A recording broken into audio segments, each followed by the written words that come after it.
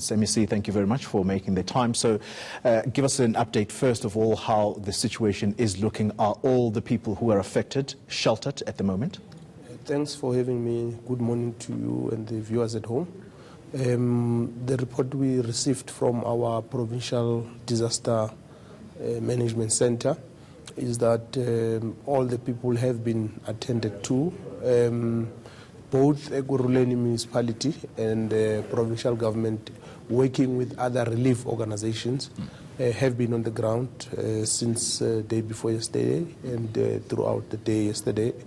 And from where we are sitting, most of the people are accommodated. Others seems have relatives. They might have gone to their nearby relatives. MEC, you also are going to inform us, as we were talking just before we spoke now, that in Alex, a fire has also broken out there. Now, that's a new story altogether. Yes. I woke up to the news that one of the factories next to Alex Marlborough has burned down and about 48 families have been affected.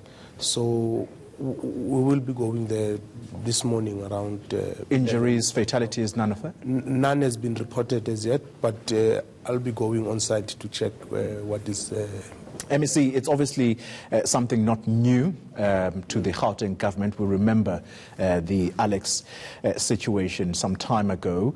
Again, we ask the question, are these communities building these informal dwellings on land that is proper for them to do so?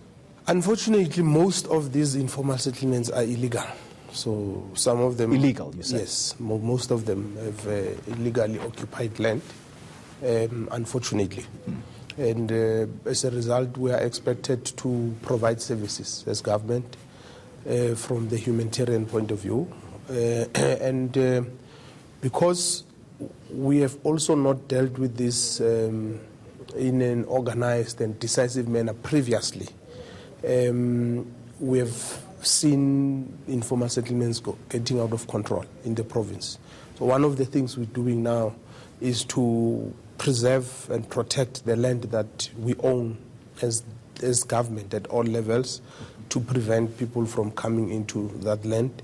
But the second thing is that we've got, I think, between the provincial government and the three metros, just this financial year, we have about more than 2 billion that has been made available by national government for the upgrading of these informal settlements. Because these informal settlements are in different categories. There are those that can be developable, meaning people can stay there, we can give them water, electrify and sanitation. But there's informal settlements that are just not habitable. We have to relocate those people, and this is one of them, the Pomona in Ekurhuleni. MEC, let me take advantage, now that you're here, to get an update on the municipalities that are run by the ANC government in the Citibank region here in Gauteng. How are investigations, and in particular the consequence management processes, going there, in as far as those that took monies and pumped them into the now defunct VBS municipality? Oh, it was the West Rand, not Citibank. Oh, West Rand. Yes. My apologies. Well, we don't look at municipalities in terms of who runs them. For us, we expect all municipalities to discharge their responsibilities as stipulated in the Constitution and in the law. Indeed, but consequences. So definitely, we wrote to both municipalities. I remember the Mirafo municipality said, no, there's a report that must still go to council that has not yet been processed. Once the council is processed, it will come back to us.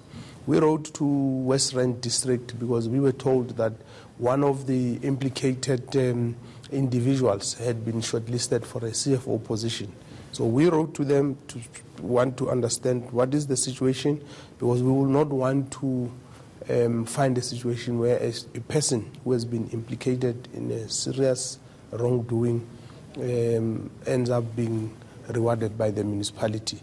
And we were assured that that will not happen. But I can tell you that we will not take this lying down until we get to the bottom of the issue, because everybody's pointing fingers to each other, and that's not going to help. What we want is the person who authorized the payment has to bear the consequences.